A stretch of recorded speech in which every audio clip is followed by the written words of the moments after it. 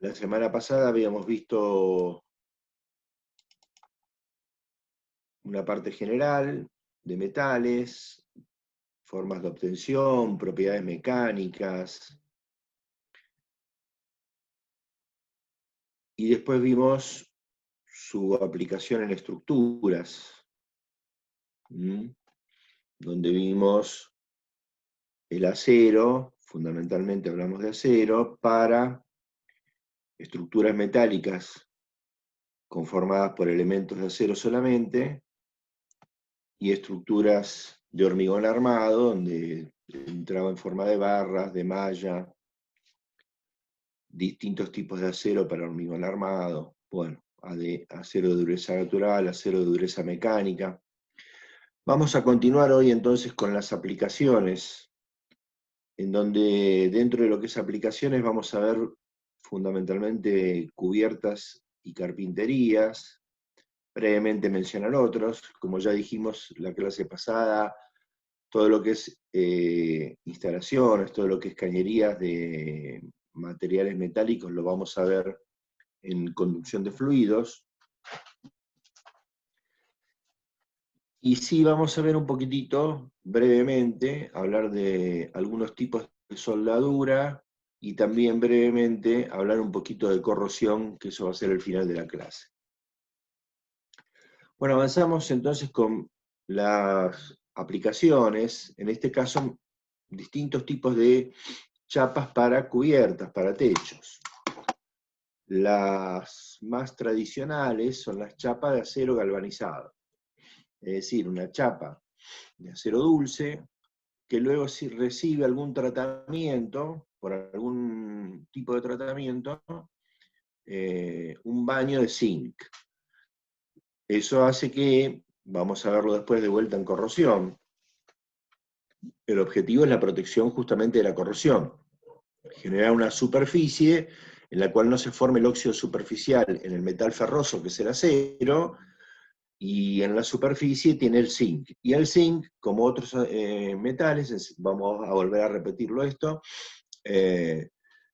cuando entra en contacto con el aire, con el ambiente, se oxida, pero ese óxido es un óxido que es estable en la superficie y que no permite el avance de la corrosión, no produce corrosión, sino que queda estable, toma un color gris más oscuro, cuanto más tiempo está expuesto al exterior, pero eso no afecta al material. Y por lo tanto protege el acero que está dentro. El galvanizado, en realidad el zincado, se puede hacer de dos formas. Una es la que estamos viendo en la imagen ahora, que es tal vez la más tradicional, que es primero preparar la superficie. El preparar la superficie tiene que ver fundamentalmente con eliminar el óxido superficial.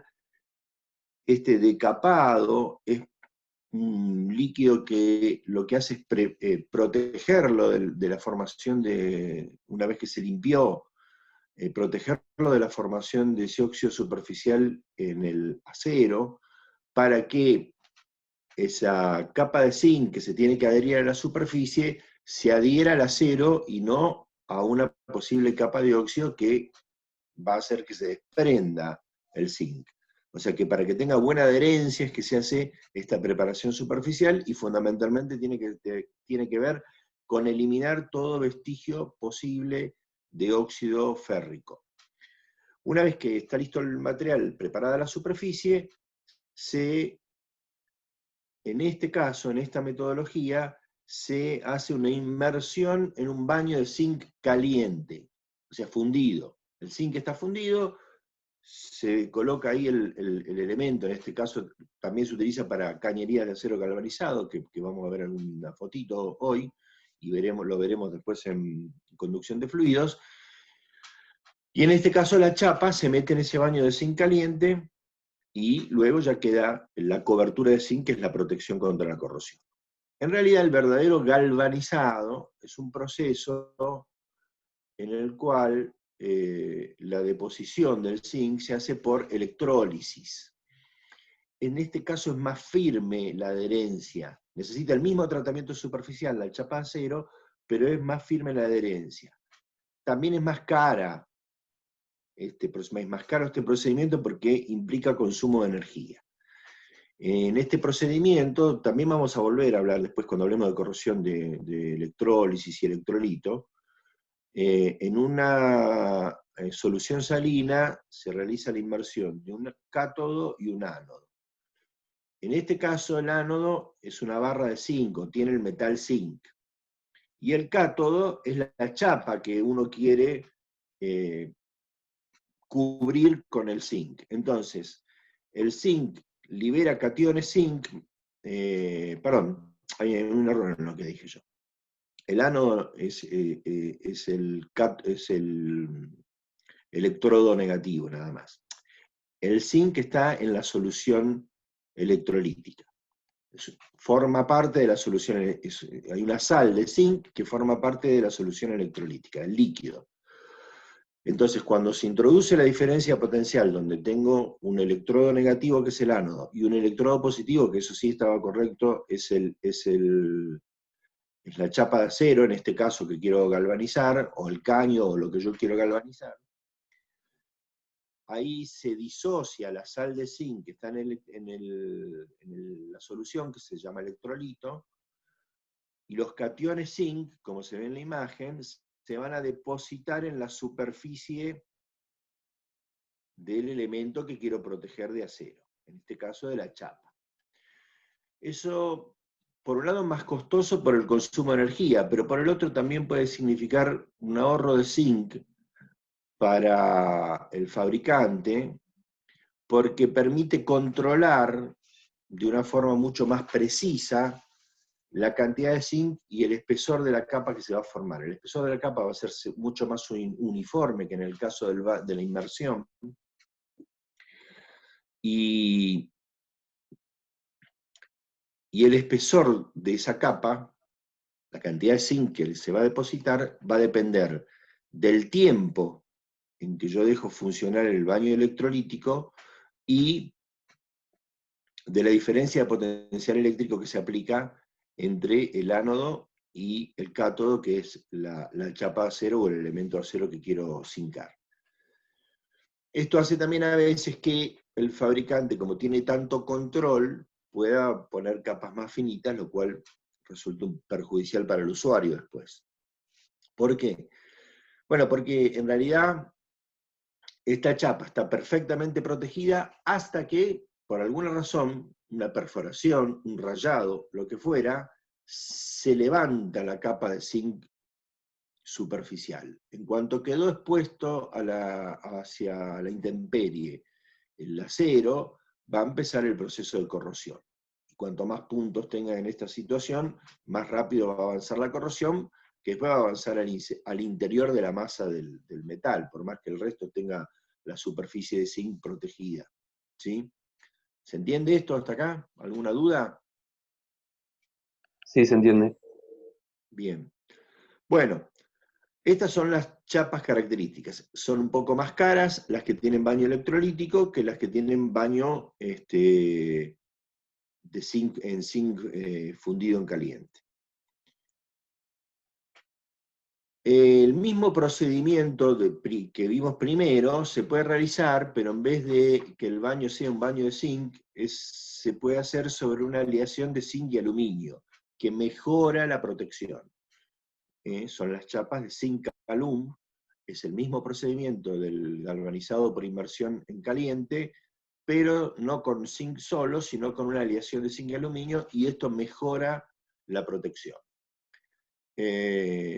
Finalmente, otra posibilidad son las chapas de acero prepintadas, en donde, por alguna metodología, se logra anodizado, o generalmente es lo que se llama un anodizado, es una pintura que se hace en taller, por la cual la capa superficial de óxido del zinc o del zinc alum se puede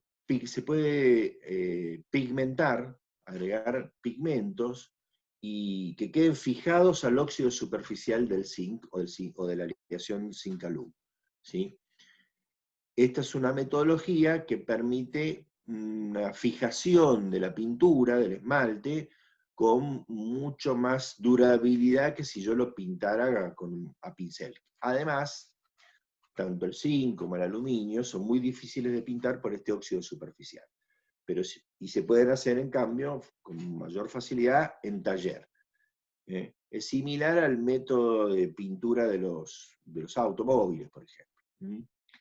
Entonces, en este caso, la fijación fuerte de esta pintura es porque queda fijado al óxido superficial.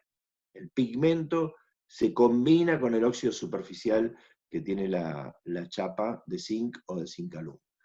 Y por lo tanto se tiene... a ver, Leonardo está queriendo hacer una pregunta. Sí, profe, una consulta. Ahí en el PowerPoint dice que las chapas zinc alum se hacen por inmersión en baño, Claro, sí, pero sí. también se pueden hacer de la otra manera, por electrólisis. Mirá, yo tengo entendido que se hacen por inmersión. No sé si existe el otro procedimiento. Ah, listo, genial. Debe ser más complejo, porque fíjate que yo lo que te decía, que no sé si se puede, pero si se pudiera, porque vos fíjate que es una aleación de zinc y aluminio. ¿Cómo haces eso en un electrolito donde tendría que haber sales de zinc y aluminio? No lo sé. No lo sé, pero seguramente, no sé si es posible, pero si es posible sería muy complejo, supongo. Esto es en cambio, es una aleación de zinc y aluminio que se funde y se mete la chapa adentro, igual que en el caso de que zinc solo. ¿Sí? Gracias. No, por favor. Y antiguamente se usaban chapas de aluminio. ¿Qué ventaja, pregunto yo, teniendo en cuenta que el aluminio no sufre corrosión? Es lo mismo que al zinc, le pasa lo mismo que al zinc. Tiene un óxido superficial, en el caso del aluminio con la particularidad que se forma casi instantáneamente. El aluminio natural expuesto al ambiente, casi al instante, se oxida, pero ese óxido es un óxido estable, permanente. Entonces pregunto yo, ¿qué ventaja tendría esta chapa de aluminio con respecto a las que venimos hablando hasta ahora?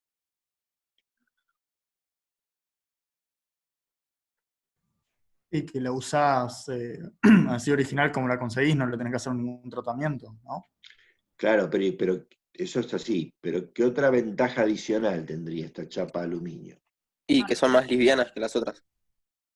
Sí, eso podría ser, es verdad, sería una ventaja, es Claro, buena. Marcelo, acá Santiago escribe parte de lo que ya dijeron, pero dice menor peso y sin necesidad de tratarlo para que no se corroa.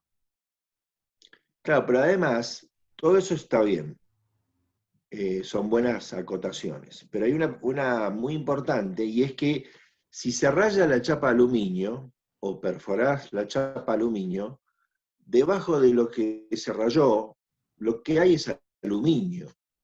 O sea que no hay avance de la corrosión. O sea que eran mucho más durables, eran eternas. ¿Sí? En cambio la otra, en cuanto se dañó la capa de protección, cualquiera sea, empieza el proceso de corrosión. ¿Sí? Ahora, ¿qué pasa? Eran muy caras. El aluminio es muy caro y prácticamente hoy día no se consigue en este material. Bien. Bueno, las formas tradicionales son sinusoidal o trapezoidal. Ahí tenemos una galvanizada sinusoidal y una prepintada trapecial. Los espesores en que se comercializan actualmente son los que están allí, en milímetros, y se encargan en metros, de tantos metros de largo. Antiguamente, las chapas se vendían con una escala numerada de espesores, que era una escala inglesa, BWG, British Wire Gauge. Se los comento porque es antiguo, pero no tanto, entonces a lo mejor por ahí en algún lado todavía alguien utiliza esta. Por ejemplo, para las chapas de carpinterías que vamos a mencionar ahora, creo que se sigue usando esta escala para clasificar las chapas. Que tenía la particularidad de la escala que a medida que el número aumentaba, el espesor de la chapa era más fino, no más grueso. ¿Sí?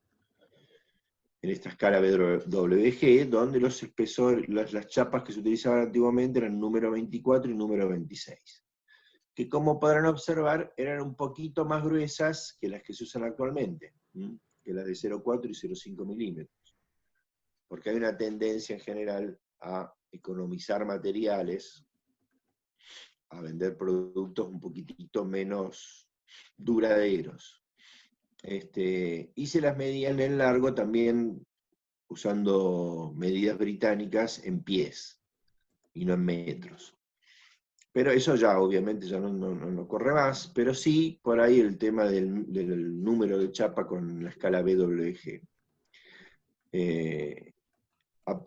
Son variables según el fabricante los anchos, pero aproximadamente todas vienen de 1,10 m y ancho útil 1 metro, porque esos 10 centímetros son de superposición lateral entre chapa y chapa, así como va a haber una superposición en el extremo de la chapa, cuando las chapas son, si no se compra la chapa de todo el largo, sino que se compran las chapas más cortas, se va a requerir una superposición para evitar que el viento haga ingresar el agua, que la presión del viento haga ingresar el agua entre chapa y chapa.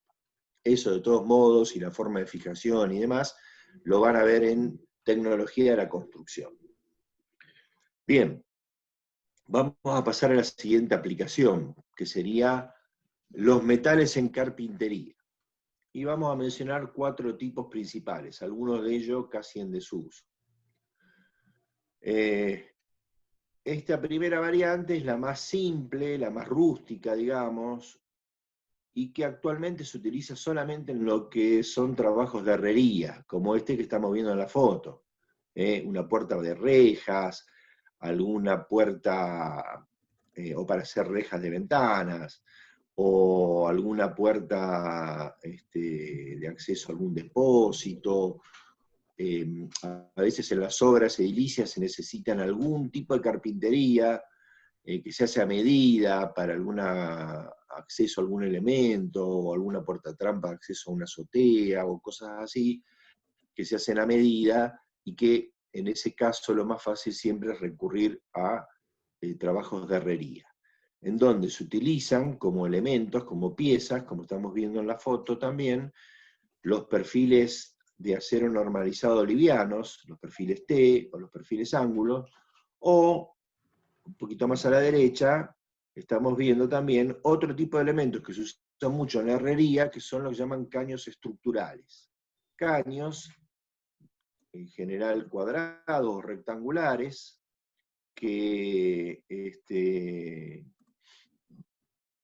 tienen cierto espesor, por eso se denominan estructurales, que les permite ser soldados, y también se utilizan para armar este tipo de elementos o piezas.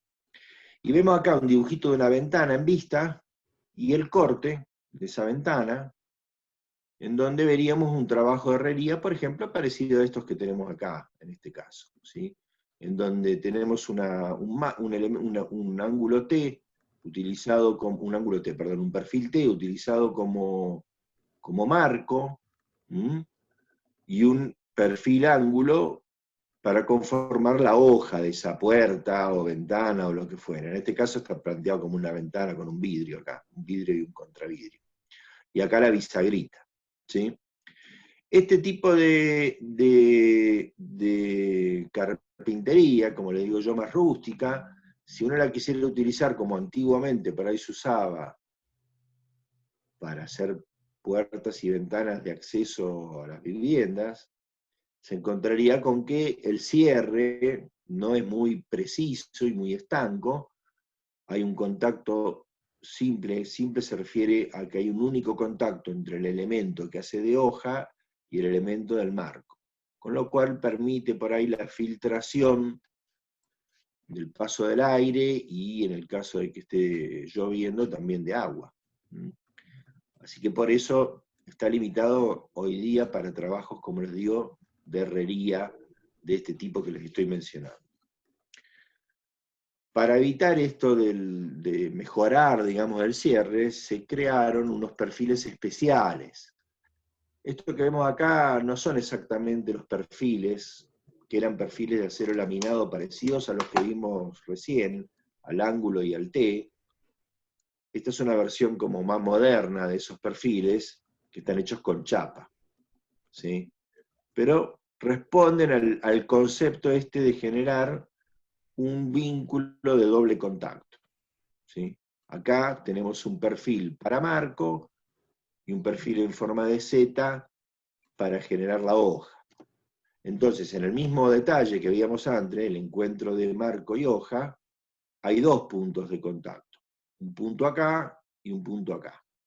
Eso hace que si ingresa aire, se forma una camarita ahí de contención del aire, que lo frena el aire, y que eventualmente, si trae algo de humedad, el goteo será dentro de esta cámara, y después cuando baje al elemento de umbral de ese marco de ventana o de una puerta, encontrará un elemento de salida del agua hacia afuera. Estos son los que yo les digo que hoy día en general están en desusos. Esta perfilería de chapa nueva, o actual, digamos, no sé si nueva, pero que esta está actual, pero en general están en desuso. También en realidad su uso es como para generar una herrería un poquito de mejor prestación que la anterior, pero no para hacer marcos y hojas, de puertas y ventanas de carpintería interna de una obra edilicia. En cambio, el que sigue sí está vigente, que son las carpinterías hechas con chapa de acero doblado, en donde las piezas que van a ser de marco o de hoja, ¿sí?, están conformadas en un taller con una chapa de acero, y se le dan distintos pliegues con una dobladora, se lo va plegando, y ahí sí se le puede dar una forma con la complejidad que uno requiera para que tenga un nivel de precisión en el encuentro y en el cierre que lo haga apto para una carpintería como esta puerta que estamos viendo, hojas de ventana. Estos marcos que estamos viendo, por ejemplo, acá son muy comunes, son prácticamente todos los que se usan casi con exclusividad para las puertas placa de madera, de interiores. ¿Vieron las puertas placa de madera? Por ahí las mencionaremos cuando hablemos de madera. Son un bastidor de madera maciza con plaquitas de madera liviana, que puede ser aglomerado o puede ser un terciado, que cubre toda la superficie exterior de la puerta, y que eso puede ir pintada cuando la madera no es de muy buena calidad, o puede tener un enchapado en madera y dejar la madera a la vista, ¿sí? No sé si se ubican cuando les menciono estas puertas placas, que cuando uno las golpea son huecas, no son de madera maciza, ¿sí? Esas puertas Sí, en que general parecen de tienen utilidad. marcos, bueno, pero son las que se usan en casi todas las unidades de vivienda actualmente para las puertas interiores, para las puertas de dormitorios, de baños, de cocinas, ¿sí? Yo en mi casa tengo Este, esas. sí, que casi todo el mundo en su casa tiene esas puertas en los interiores. Después la puerta exterior puede ser una como esta, que es de chapa, o puede ser una puerta de madera maciza. En general esas ya para exteriores no sirven porque ni soportan la lluvia ni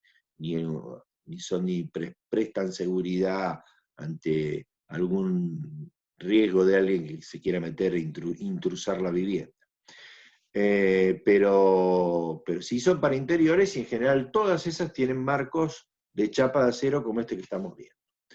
Donde estos espesores de chapa, por ahí todavía algunos se siguen manejando, como decía antes, con esos números. Un espesor de chapa número 18, número 20, son los tipos de carpintería que se comercializan habitualmente.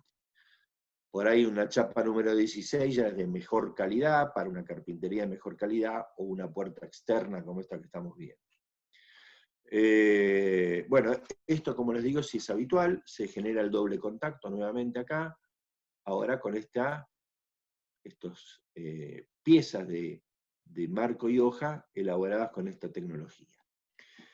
Y donde, cuando se quiere armar el marco o la hoja, estos elementos después se van soldando entre sí. En un taller se los suelda, con lo cual tienen buena unión, y si están bien armados, y si se colocan bien cuando se los coloca, y principalmente se los protege con mortero de cemento, todos estos huecos hay que llenarlos con mortero de cemento. Ya lo vamos a repetir cuando hablemos en un rato de corrosión, que es lo que protege al acero de la corrosión. Nunca con cal, nunca con yeso, porque eso, y tampoco dejarlo hueco, porque donde lo dejamos huecos penetra la humedad y va a empezar la corrosión. Y llenarlo siempre, vincular siempre los elementos de chapa de acero o de acero en general a la mampostería o a cualquier otro elemento de la construcción con mortero de cemento, o lo que llamamos también es el equivalente concreto. Nosotros llamamos concreto en general al mortero de cemento. Cemento generalmente es una parte de cemento, 3 de arena y agua. En cambio la palabra concreto en inglés la usan para el hormigón, ¿no? Concrete. Bueno, y nos quedan finalmente las carpinterías que hoy día, por ejemplo, para las ventanas son las que están más difundidas, que son las de aluminio. ¿Sí? Bueno, estas, como ven, la complejidad de la perfilería, que se puede lograr, ¿por qué? Porque el aluminio tiene la facilidad de que se pueden obtener estas piezas por extrusión, agarrando una pieza de aluminio, una barra de aluminio, y pasando la presión parecido, digamos, a la máquina galletera de los ladrillos, digamos, para decir algo. Una barra de aluminio se mete a presión en un molde, y se lo puede moldear de esta manera en frío, por extrusión. Y entonces se pueden formar piezas con esa complejidad que vemos ahí, con lo cual se logran elementos de muy buena estanqueidad, muy buen cierre, con lo cual son ideales para... Y aparte el aluminio ya estamos diciendo que no sufre corrosión, así que tiene una gran duración. Hoy día encima todas vienen prepintadas, por esta tecnología que yo les dije de pintura en taller, donde a la capa superficial de aluminio se le adhiere los pigmentos y queda una pintura muy durable, que es algo que yo venga con un clavo y lo raye, no tiene inconvenientes. Antiguamente el aluminio se usaba natural, y el aluminio natural tenía el problema de que justamente por esta capa de óxido superficial, hoy día incluso cuando uno lo quiere comprar de color aluminio, viene con una especie de barniz arriba que protege de esto que les estoy contando. Antiguamente venían todas cubiertas con un nylon las carpinterías de aluminio natural, porque cuando uno lo quería murar con el mortero de cemento o de cal, porque acá el aluminio no sufre el ataque de las cales, si se desprendía un poquito esta protección y uno le pegaba al aluminio en la parte externa de la carpintería, tenía esa protección, y el mortero te tomaba contacto con el aluminio natural, por esto del óxido superficial quedaba manchado. No le pasaba nada, no se deterioraba ni nada, pero estéticamente quedaba manchado. Aparte de que no eran muy lindas, muy agradables, ¿no? En cambio ahora vienen con color blanco, negro, bronce, incluso algunos ya traen otros colores, y son muy buenas carpinterías. El único punto débil de estas carpinterías tiene que ver con la calidad del taller que la elabora. ¿Por qué? Porque por esto mismo del óxido superficial es muy complejo soldar el aluminio, entonces no se sueldan entre sí, sino que las piezas se encastran y eventualmente en algunos puntos se remachan, se unen con remaches. Entonces tienen que estar bien hechos los cortes para que esos encastres funcionen bien, tiene que tener un buen trabajo el taller de carpintería que arma estas ventanas, para que las ventanas funcionen bien, no tengan problemas, no se muevan. Porque el punto débil, digamos, de estas carpinterías son las uniones, que en cambio en la de chapacero, que tiene todos los otros problemas de corrosión y demás, se pueden soldar y no tienen problemas en esas uniones. Bien, ¿alguna pregunta de estos temas de carpintería? Bueno, salimos de las carpinterías y comentamos muy brevemente, antes de cortar, otros posibles usos de los metales. En herrajes, como vemos ahí en las fotitos, que generalmente se trabajan con fundiciones, fundición de bronce o de alguna aleación. Cielos rasos, donde generalmente lo que se trabaja es el aluminio, lo más común. Y después todo lo que vimos de herrería de obras, así como vimos ventanas y rejas, o puertas y ventanas de herrería, también tenemos rejas, pasamanos, escaleras, barandas, etcétera, de herrería de obras, que generalmente son talleres pequeños, o herreros que inclusive trabajan en obra, o el mismo taller que cuando prepara el material después hace ajustes finales en obra. Bueno, este es un tipo de soldadura que la podemos llegar a ver en estructuras metálicas, justamente. No es lo más común, pero podría verse en estructuras metálicas para la unión de las piezas, y también se utiliza para el corte de elementos de acero. Eso sí es muy común. La soldadura autógena utiliza un soplete, como vemos en la fotito de la izquierda, van las dos fotos, en las dos imágenes, un soplete, y ese soplete está conectado a través de unas mangueras a dos gases, o le ingresan a ese soplete dos gases que están en los tubos, ¿no? Los manómetros permiten regular la presión y el paso de gas hacia el soplete, y hay un gas que es el comburente, que ese siempre es oxígeno, y un gas que es el combustible, que es el que se quema. El oxígeno es el que permite la combustión, y el que se quema, el que aporta la energía, es el combustible, que es acetileno o hidrógeno.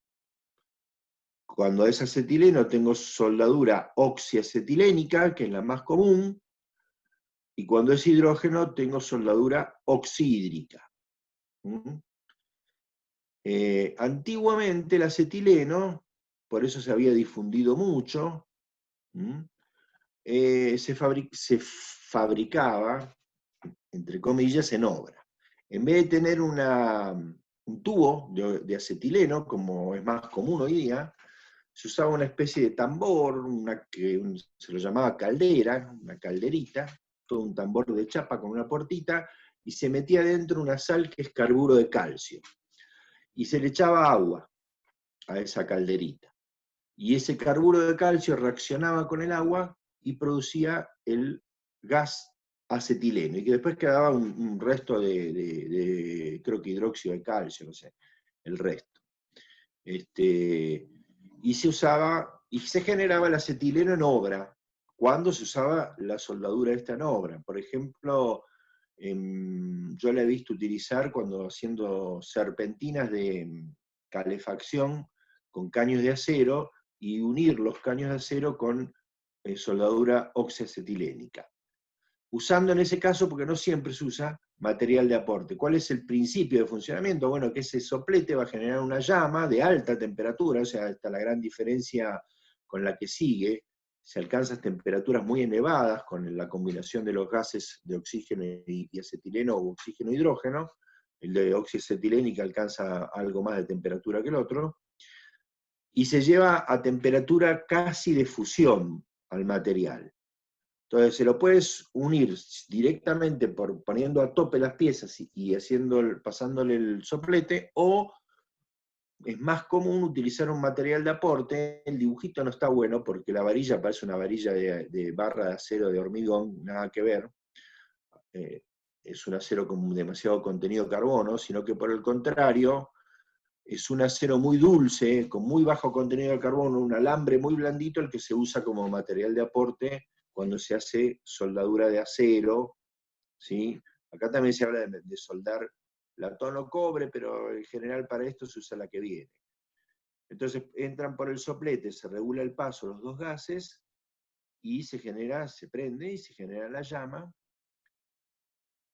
Y en general se usa como material de aporte para usar acero extra dulce, un alambre muy blandito con muy bajo contenido de carbono, 0,15 o menos de 0,15, y con eso se va soldando, haciendo la unión.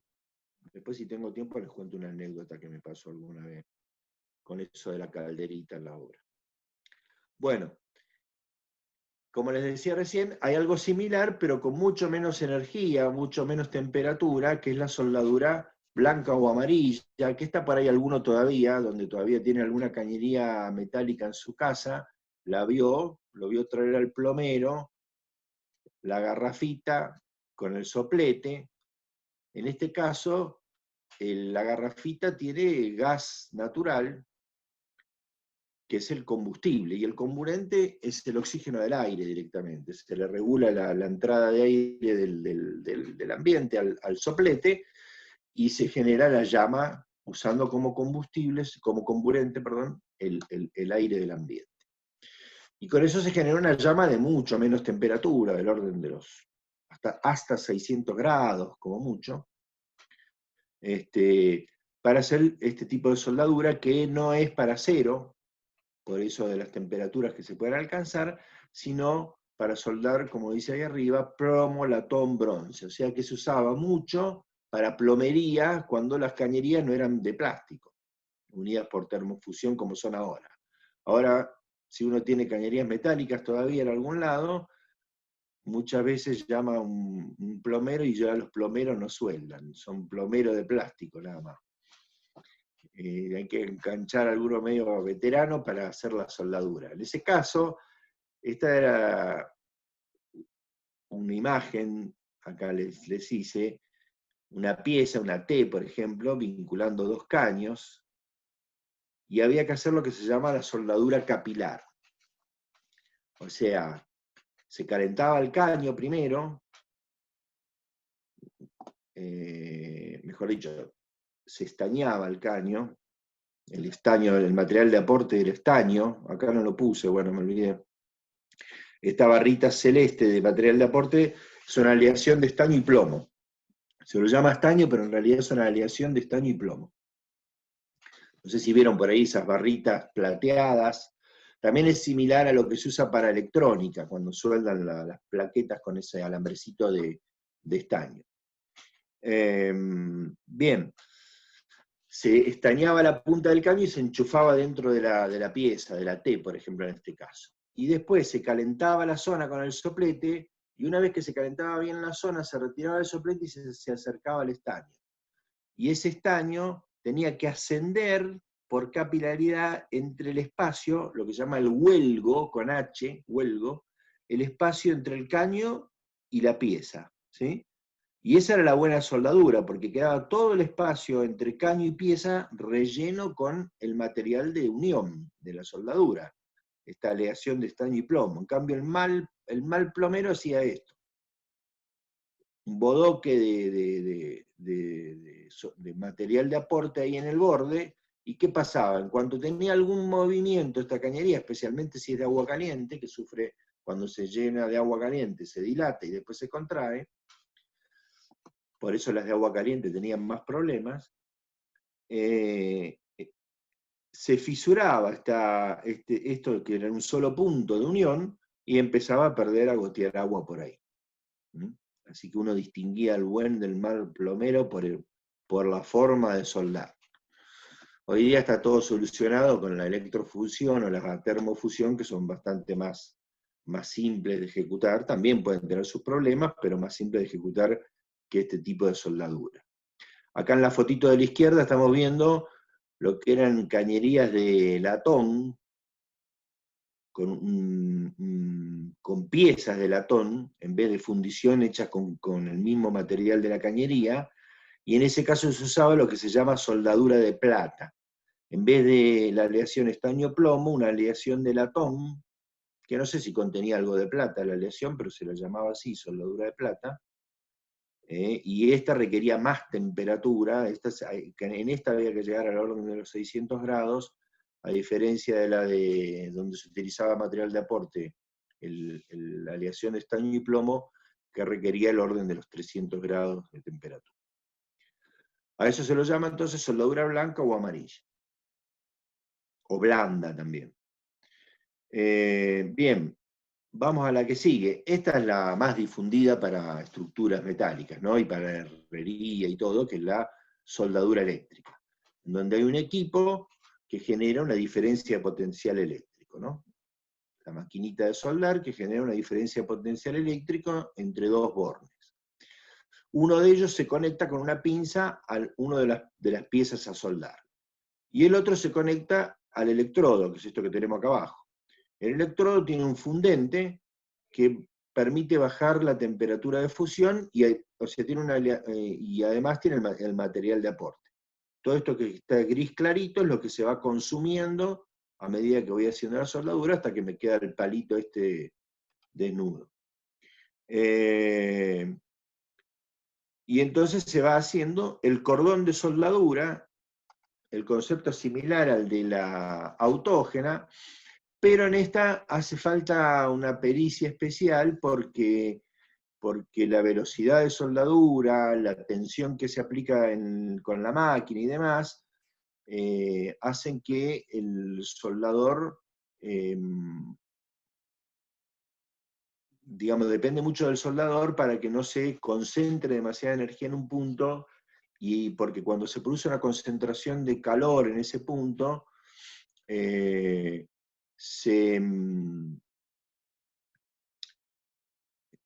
cristaliza el material y se fragiliza el material. Por eso es que decíamos que no se puede soldar en obra el acero que no es soldable, porque se generan puntos de quiebre y de rotura del acero. En cuanto tiene alguna deformación, ahí se va a partir, porque se fragiliza el material. Se le reduce ese delta L de rotura.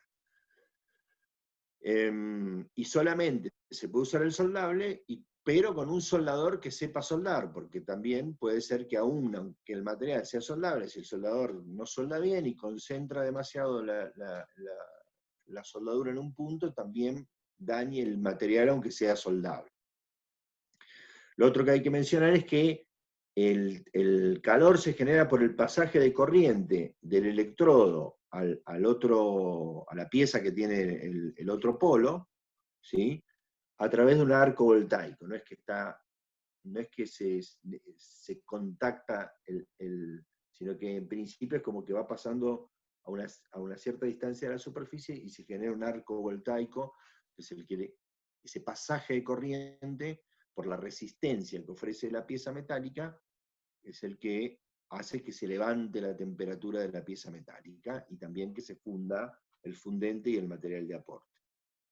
Algo que no dije, que lo mencioné pero después no volví a decirlo, es que en el caso de la soldadura autógena primera, se regula este soplete y se hace una llama muy finita, y en esa condición muy finita y con mucha energía, mucha potencia, se puede hacer el corte de las piezas metálicas. Los perfiles muchas veces, los perfiles de acero, se cortan, o la chapa a veces también, eso en máquinas automatizadas que tienen el soplete, y si no a mano los perfiles se cortan con el soplete de soldadura autógena. Se funde el material y con esa llama bien cerrada se logra una precisión en el corte. Bien. Acá hay unos dibujitos con posibles fallas en la soldadura eléctrica, que tiene que ver en algunos casos con la velocidad de soldadura, con lo cual si la velocidad es excesiva puede ser que quede aire dentro del cordón de soldadura. Lo que estaría dibujado en gris oscuro sería el material de aporte que generó el cordón de soldadura, fundido también con el metal, con el acero. Esto es para acero, ¿no? La eléctrica es para soldar caños, chapa y perfiles de acero. Que quedó aire incluido dentro de la soldadura, del cordón. Cuestiones de velocidad, puede ser que hubo poco material de aporte, que se pasó demasiado rápido. O el otro problema que puede haber es que el tratamiento superficial no sea el adecuado y quede óxido, con lo cual cuando yo sueldo sobre el óxido se va a desprender esa soldadura. Por eso es muy importante limpiar bien la superficie y utilizar líquidos que se llaman decapantes, que retiran el óxido superficial previo, justo un ratito antes de efectuar la soldadura. Y nos queda mencionar esta, que es la soldadura por puntos o por resistencia. Esta es de taller, hay una máquina que va haciendo, uno pone las chapas, se usa para soldar chapas, va poniendo la chapa, por ejemplo, para armar, para hacer la soldadura esa de taller de las carpinterías que vimos, puede ser. Y hay una máquina con esas dos borneras, las dos borneras tienen la diferencia de potencial eléctrico, aprietan las chapas entre sí y el pasaje de corriente a través de la chapa genera un punto donde se funde, en ese punto donde se encuentran los dos bornes con las chapas que quiero soldar, se funde el material y se genera un punto de soldadura. Por eso se llama por punto. Este tipo de soldadura es la que se usa para hacer las mallas electrosoldadas que vimos en la clase pasada, donde hay una máquina robotizada que donde está el cruce de las dos barras de la malla, ahí justo los dos borneras conectan y se genera el punto de soldadura en el cruce entre las dos barras de hierro. Y se va haciendo la malla electrosoldada.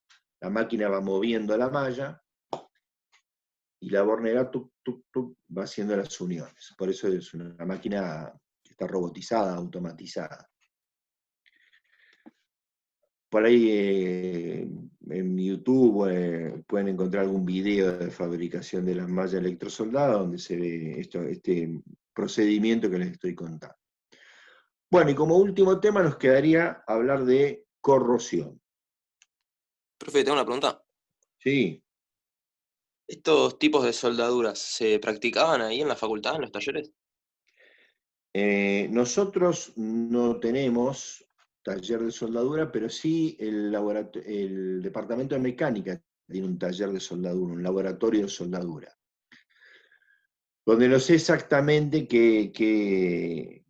sé que tienen algún tipo de soldadura eléctrica, pero como más industrializado, un procedimiento más industrializado, y tienen algún otro tipo, y siempre nunca terminamos de lograrlo. En Civil 2 nos vinculamos con mecánica, y bueno, una cosa u otra nos permite que siempre quisimos hacer algún laboratorio de soldadura, alguna clasecita de soldadura práctica que pudiéramos ir a ver al laboratorio de mecánica. Nosotros en Civil no lo tenemos.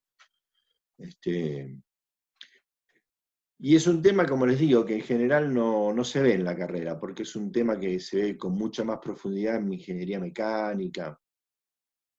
Supongo que en Naval también lo deben ver, pero nosotros, que estamos mucho con los morteros, los hormigones y los aglomerantes, medio que esto no lo estudiamos mucho. Y en realidad, si uno se dedicara, por ejemplo, a la estructura metálica, es un tema al que hay que prestarle atención. Bueno, y vamos a hablar de otro tema al que hay que prestarle mucha atención cuando tiene que ver con las estructuras metálicas, que es el tema de corrosión. Cuando hablamos de corrosión, hablamos de una reacción de degradación de las propiedades del material vinculado con el entorno, con el ambiente, pero que tiene la particularidad de que genera pérdida de material. Hay otros procesos donde el material se ve afectado en la vinculación con el ambiente, por ejemplo, uno clásico son los plásticos, que por la radiación ultravioleta o el asfalto le pasa lo mismo, se produce un proceso de envejecimiento y rigidización del material. Pero la diferencia es que no hay pérdida de material. Después puede ser que se fisure, se raje, se pierda adherencia y se vaya el material en el caso del concreto asfáltico, del asfalto, pero en realidad el proceso de degradación en ese caso no genera pérdida. En cambio, en este caso sí hay pérdida de material. Pérdida de material que puede, por ejemplo, en casos, bueno, que pusimos algunas fotos media extremas, ¿no? Generar, obviamente, imagínense esa estructura metálica, ya la condición que tenía inicial para la que fue calculada, no sé, si uno tuviera que dar un porcentaje, debe estar en el 10% de prestación de lo que esa pieza que estamos viendo acá, de lo que uno calculó, o sea que está ahí medio por milagro todavía sosteniéndose, si es que se está sosteniendo. O hay otra parte de la estructura que está aguantando y funcionando en esto que en realidad ya está fuera de servicio. Si tengo una cañería, obviamente me va a terminar pasando esto, se va a perforar y va a perder estanqueidad, va a perder, acá aunque también un caso exagerado, pero ya basta con que empiece un goteo que va a acelerar el proceso de corrosión. El agua que está en contacto con esto también va a sufrir un grado de contaminación por la presencia del óxido que arrastra. Y después están las cuestiones estéticas también, aparte del deterioro del material, del aspecto estético que afecta a las construcciones que están en contacto con el metal que sufre la corrosión. Cuando hablamos de este proceso de corrosión, como después vamos a volver a mencionar, estamos hablando de básicamente de los metales ferrosos, que es donde esa oxidación no se queda en la superficie, sino que avanza hacia el interior del material y va destruyendo el material. O sea, donde está el hierro, el acero, es el que sufre estas cuestiones. Podría diferenciar de dos maneras la corrosión, pero básicamente la que nosotros nos estamos refiriendo es esta que está acá abajo, la del proceso electroquímico que ahora vamos a explicar. Nada más que es importante mencionar que los elementos de acero en contacto con cales o con yesos también, aunque no haya presencia de humedad, son atacados químicamente por el hidróxido de calcio o por el sulfato de calcio el primero de la cal y el otro del yeso, ¿sí? Entonces esto, siempre que tengo un elemento de acero, lo tengo que vincular a la construcción con mortero de cemento, con concreto, que no solo no ataca, sino que la fuerte adherencia entre acero y concreto o hormigón, siempre en realidad es la pasta de cemento, el agua con cemento es lo que está actuando ahí, adhiere fuertemente al acero y evita también, lo protege de la corrosión. No solo no lo ataca, sino que lo protege de la corrosión. Bueno, el proceso, como les decía, más común de corrosión es el de abajo, la corrosión electrolítica, o electroquímica, mejor dicho, electroquímica. Dos fenómenos químicos tenemos que considerar para analizar este proceso de corrosión. Uno es el de electrólisis, porque va a haber un proceso electrolítico en la corrosión. Ahora sí, rememoramos otra vez lo que es la electrólisis.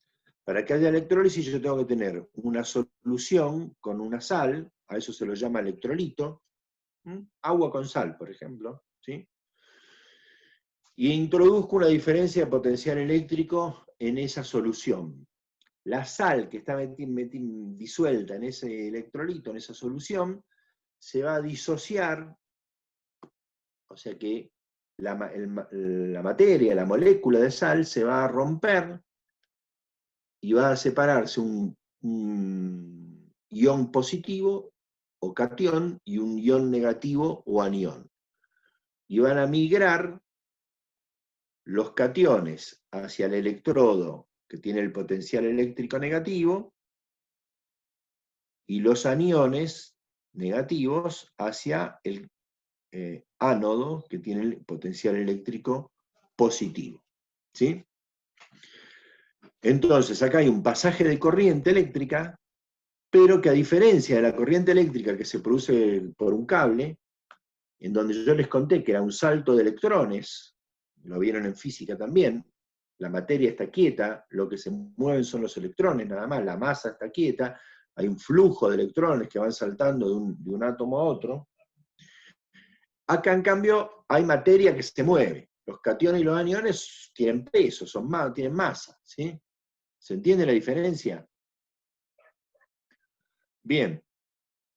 El otro fenómeno es que si yo tengo una solución salina, o sea, un electrolito como el que estoy viendo ahora, el de la electrólisis, una solución salina igual a la de esta, y meto una barra metálica, una barra de hierro, de acero, o una barra de cobre, o una barra de zinc, de cualquier metal, hay un fenómeno que se llama fuerza electromotriz inducida. Adquiere una diferencia de potencial eléctrico entre la parte que está metida bajo el líquido, bajo el electrolito, esa barra, entre el extremo que está metido adentro y el extremo que está afuera, se genera una muy pequeñita diferencia de potencial eléctrico, ¿sí? Pero se genera una diferencia de potencial eléctrico que se lo llama fuerza electromotriz inducida, FEM inducida.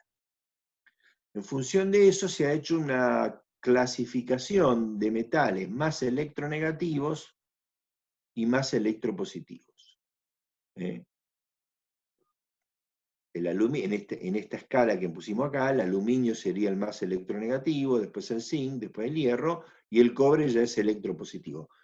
No sé cómo, esto realmente no, la verdad que no sé bien cómo es, se toma como cero el hidrógeno, que no es un metal y no creo que puedan hacer una barra de hidrógeno.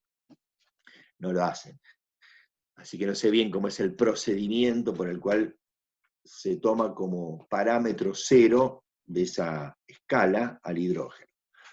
Pero lo que nos importa a nosotros es que hay metales más electronegativos y más electropositivos para que exista una diferencia de potencial eléctrico cuando se produce este fenómeno.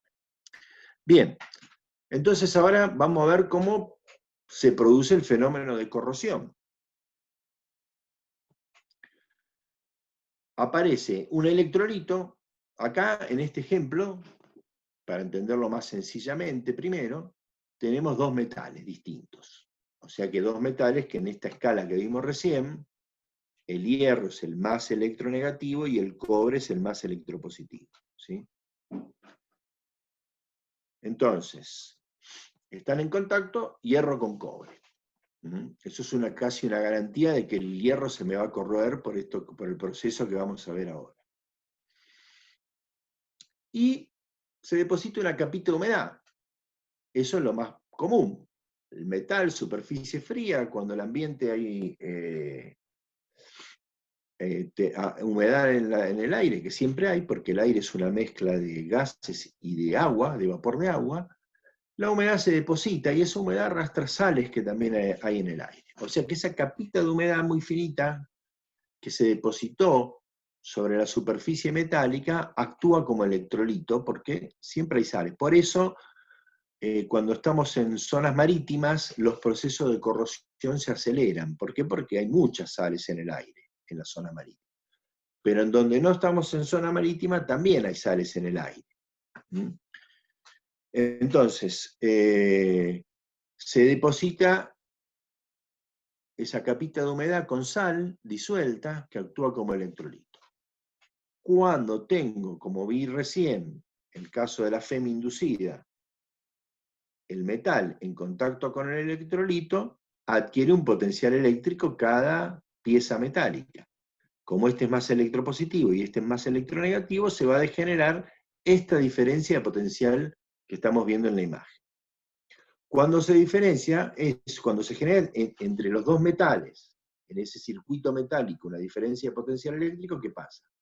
Hay un pequeño, porque es muy pequeña la diferencia de potencial eléctrico, hay un pequeño pasaje de corriente eléctrica, o sea, de electrones. ¿Sí? Es un circuito metálico. Hay un pasaje de electrones del hierro al cobre en este caso. Ese pasaje de electrones va a hacer que la superficie del hierro, al perder electrones, se quede positiva, y la superficie del cobre, al ganar electrones, quede negativa. O sea que esto actúe como ánodo, y esto actúe como cátodo, y a través del electrolito, ahora tengo un proceso de electrólisis. Tengo una muy pequeña diferencia potencial, un ánodo y un cátodo, y estoy en el primer fenómeno físico, electrólisis. Eso permite el pasaje de cationes hierro a través del electrolito, del ánodo al cátodo. O sea, el que se deteriora en este proceso es el ánodo. Y ahí ya tengo el proceso de corrosión, que se da cuando tengo un metal ferroso en particular, porque el óxido que se generó acá no es estable y permite el pasaje de los cationes hierro. Les hago un comentario también. Ustedes posiblemente ya hayan visto en química o vayan a ver en otro lado, tal vez en tecnología de la construcción, de los materiales, perdón. No sé si cursan con el ingeniero Rayago, creo que él lo da esto. Sí, sí, con el rayado lo vimos, el proceso de corrosión. Claro, pero lo habrán visto de una forma bastante diferente. Menos, digamos, esta es Vimos un este poco más... proceso, el electroquímico lo vimos, pero también vimos un montón diferentes, además de este. Quizás por eso Claro, pero no... además posiblemente, bueno, porque esta es la principal forma de corrosión. Hay otras cuestiones, por ejemplo, corrosión biológica, ataque de ácidos, pero en realidad este es el principal proceso de corrosión y el que produce los mayores costos de mantenimiento y por pérdida y reemplazo de las piezas metálicas que se ven dañadas. Pero además la particularidad de como lo estamos viendo acá es que es medio cavernícola la forma en que, es como una forma muy, muy física y del proceso que se produce, sin entrar en las reacciones redox, de óxido-reducción, que es como en general se ve un poquito más, con más fundamento químico el proceso. Capaz que lo ven de esa manera, y acá tratamos de hacerlo de una forma un poco, una explicación más sencilla del proceso. Bueno, reitero entonces, repasamos rapidito. Se depositó una capa de humedad con sal disuelta del aire, y eso actúa como electrolito. Al tener metales en contacto con el electrolito, se produce el fenómeno de fuerza electromotriz inducida. Hay una diferencia de potencial eléctrico entre las dos piezas metálicas, lo cual genera el pasaje de electrones de la más negativa a la más positiva. La pérdida de electrones en la primera hace que se forme o actúe como ánodo, la ganancia de electrones en la segunda hace que actúe como cátodo, y en el caso del ánodo, cuando es un material ferroso, se desprenden los cationes hierro que viajan. Acá hay un pasaje de corriente electrolítica, a diferencia de esta que es con circulación de electrones. Esta es con circulación de la masa de cationes, hierro, que se desprenden y van destruyendo, se va corroyendo el material. No hace falta que sean dos metales distintos, como el hierro y el cobre en este caso. También se va a generar una diferencia de potencial eléctrico cuando tengo superficies menos aireada y más aireada. La zona menos aireada va a funcionar como zona anódica. Por ejemplo, acá el contacto entre esta chapa y el perfil, y el alma del perfil, actúa como zona anódica y es donde se produce la corrosión.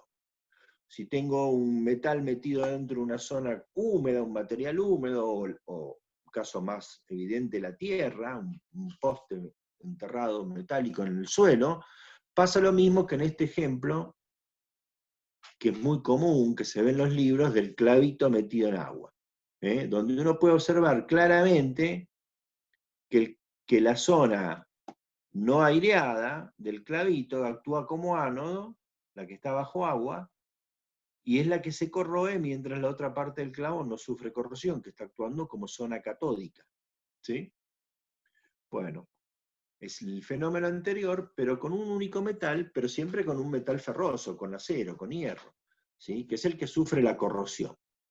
Salvo el caso en que haya un circuito metálico como el anterior, en donde hay dos metales distintos, ahí puede ser que sufra corrosión otro metal, como es el caso del aluminio. Este que tenemos acá, esto es un soporte, una pieza de aluminio, estaba sacado de una cosa es un soporte de un marco de un colector solar, donde por alguna razón lo ataron con alambre acá esto. Debe ser un colector solar nacional lo ataron con alambre de acero, el alambre que se usa en la obra, qué sé yo. ¿Y qué pasó? Acá pasa la cosa extraña de que, fíjense, el más electronegativo es el aluminio, frente al hierro. Y ahí sí sufre corrosión el aluminio, porque se produce lo mismo que vimos recién, pero en vez de ser hierro-cobre, en este ejemplo, el hierro estaría de este lado, sería el más electropositivo, y el aluminio estaría del otro lado como más electronegativo. También, si ustedes ven alguna de estas carpinterías de chapa acero doblado que vimos hace un rato, las ventanas, En las ventanas de la Facu, creo que hay algo de eso, en algunas, por lo menos, que son de campus, que son ventanas de chapa de acero, y si en algún lugar falta un poquito de pintura, tienen contravidrios de aluminio, unos cuadraditos chiquitos de aluminio atornillados. Donde falta pintura y está en contacto el aluminio con el acero, se juntó un poquito de humedad y pasa esto mismo que vemos en la imagen de abajo, la número 3. Y si uno da vuelta, la barra, lo desatornilla y ve el contravidrio de aluminio, lo va a ver todo rugoso y blanco. Bueno, es porque sufrió corrosión el aluminio en ese caso. ¿Ven estas manchas blancas que aparecen por acá? ¿Sí? Son de los óxidos del aluminio generados por este proceso electrolítico. Cuando el aluminio solito no le pasa nada, por más que llueva, pero en ese caso sí, porque se está generando la diferencia potencial eléctrico entre los dos metales distintos. Bueno, lo que nos quedaría es mencionar, bueno, esto es lo que dijimos en su momento, de que el cobre, el zinc, el aluminio, en contacto con el aire, no en la situación que vimos recién, no sufren corrosión. ¿Por qué? Porque el óxido superficial es estable. Y aquí vemos ejemplos, cúpulas de cobre, de chapa de zinc puro. Esta es chapa de zinc, no chapa acero galvanizado. Toda la masa de zinc, que no se usan más, se usaban en estos techos de mucha inclinación que se llamaban mansardas, techo mansard. ¿Ven este color gris oscuro característico de la oxidación del zinc? O este color verde de la del cobre, como la cúpula del Congreso de la Nación. Y acá en el aluminio no se observa, pero porque en realidad el color del aluminio es el que ya viene con el óxido, porque es el que uno le ve, porque es casi instantánea la formación de óxido en el aluminio natural.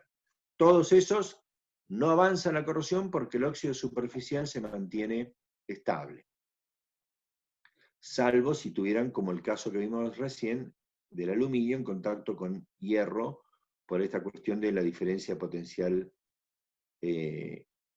por la fuerza electromotriz inducida. Bueno, algunas formas de protección de la corrosión. No encontré ninguna imagen, tuve que hacer un armado medio trucho ahí, de algo que pasaba antiguamente, que uno tenía cañerías de hierro galvanizado para agua, muy viejas, se usaban hace mucho, y empezaban a sufrir corrosión porque en algún lugar el hierro estaba había fallado. Fíjense que esta zona rosca, para poder hacer la rosca en el caño, se hacía una rosca con una roscadora, y muchas veces quedaba la capa de galvanizado ahí dañada. Generalmente en esas uniones era donde empezaba la corrosión, y entonces se empezaba a reemplazar esas cañerías por las cañerías de latón, que vamos a mencionar en su momento, cuando hablemos de cañería. En este caso tengo una fundición de bronce. Si yo vinculo directamente esto con esto, o sea, si hago un reemplazo, como a veces ocurrió, que se cambiaba el pedazo de cañería galvanizado en mal estado por un pedazo de latón o bronce, como acá, al conectarlo directamente lo que era el acta de defunción del resto del galvanizado. Por esto de la conexión de el circuito eléctrico entre los dos metales. Por eso, la forma de evitar eso era generando una aislación, por ejemplo, poniendo una pieza plástica en el medio, en este caso de polipropileno. Otra posibilidad de protección, de evitar este proceso electrolítico y electroquímico, es utilizar ánodos de sacrificio. En ese caso no es que interrumpo el proceso, sino que pongo un metal más electronegativo, que es el que se va a corroer en lugar de la chapa que quiero proteger. Por ejemplo, es muy común en la construcción naval. ¿Ven esta chapita? Le pusieron acá una chapita de aluminio o de zinc, ¿sí? Y eso es lo que funciona como ánodo de sacrificio. Protege a la chapa de acero del barco de la corrosión.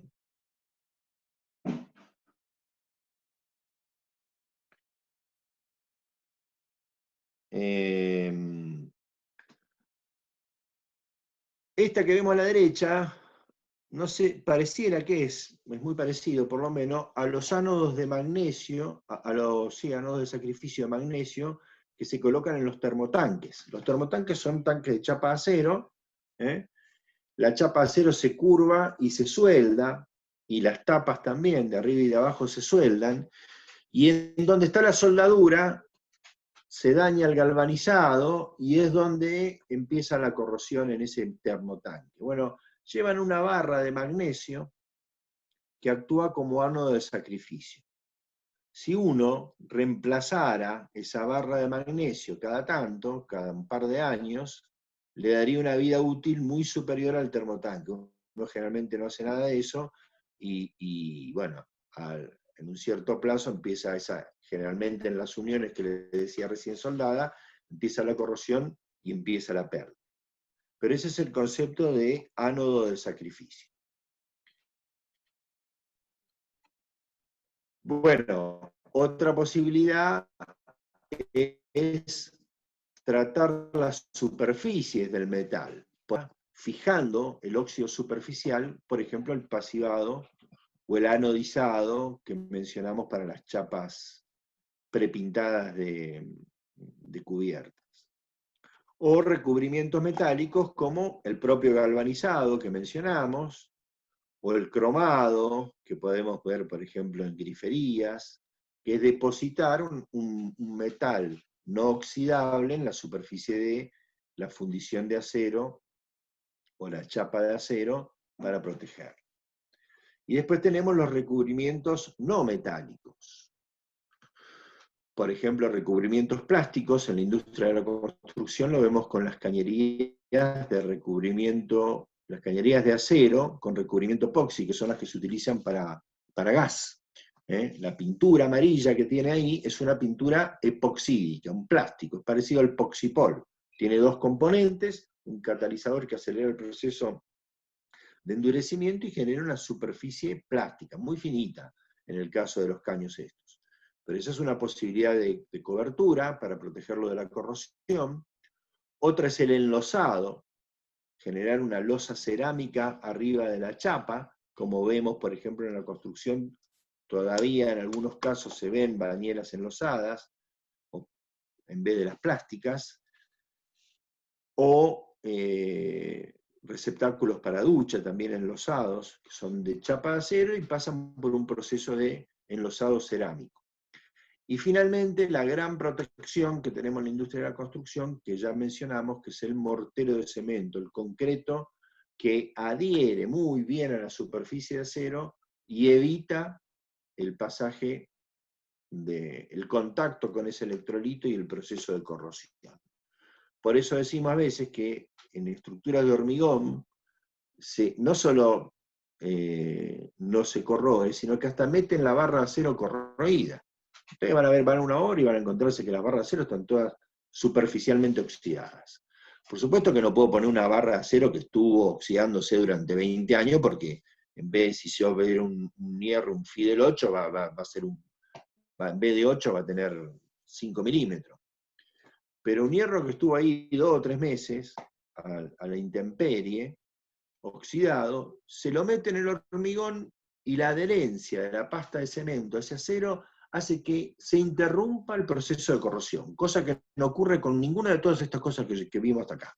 Si yo lo pinto, lo anodizo, le meto plástico, le meto lo que le meto, nada de eso interrumpe el avance de la corrosión. En cambio, la adherencia pasta de cemento al acero es tan fuerte que interrumpe el avance de la corrosión, y a lo mejor demuelo esa pieza de hormigón dentro de 30 años y me encuentro con la barra de acero prácticamente como la metí, salvo que haya habido algún problema de que se fisuró, ingresó humedad, ahí sí, ahí debo evitar, por supuesto, que haya ingreso de agua a través de una pieza estructural, porque va a sufrir corrosión, y muchas veces los colapsos, por ejemplo, los balcones que se caen, generalmente se caen por eso, porque ese balcón por algún lado se fisuró, empezó a penetrar la humedad, no hubo una reparación, un tratamiento de esa entrada de agua, y el agua empieza a atravesar el hormigón, la losa de hormigón del balcón, empieza a corroer el acero y en algún momento tac, se corta porque ya no tiene resistencia, la sección útil del acero se redujo demasiado y se corta eso y se cae. Bien, bueno, hasta aquí llegamos. No sé si hay alguna consulta, duda, comentario. No. Bueno, vos, Julieta, ¿tenés algo que pasarle, algún aviso a los chicos? Ah, sí, gracias por hacerme acordar. Ya habilité en el foro el link para que se anoten para hacer la segunda corrección online del trabajo práctico. Con lo cual, de hecho, hoy había puesto disponibilidad de día a la tarde, de horario de la tarde.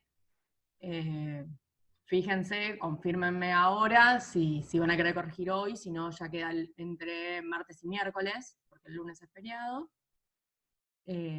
Porque si no, hoy a la tarde me organizo para hacer otras cosas, si no tengo correcciones.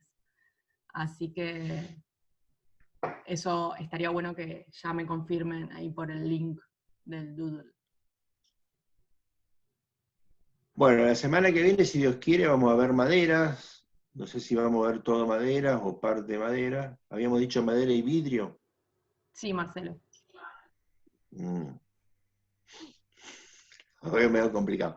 Pero de todos modos, vamos a ver. Pero por ahí también, tal vez la semana que viene ya nos pongamos de acuerdo con Julieta y le pongamos una fecha para el segundo cuestionario. Por eso quisiéramos ver maderas y en este segundo cuestionario podemos meter estos temas de metales, madera y eventualmente vidrios, vemos. ¿Sí? Igual se lo vamos a dar con una anticipación como para que tengan tiempo de estudiar tranquilos. Tal cual. Y el viernes que viene es la entrega del TP2. Bien. Si no hay dudas o comentarios, nos despedimos hasta la semana que viene. Dale. Buen fin Todo de claro. semana. Buen fin Igualmente para ustedes. Buen fin de Pasen gracias. bien. Buen fin Gracias, de... profe. Buen fin de semana. Chao, hasta luego. Chao, Julieta. Chao, Marcelo. Hasta Nos luego. vemos.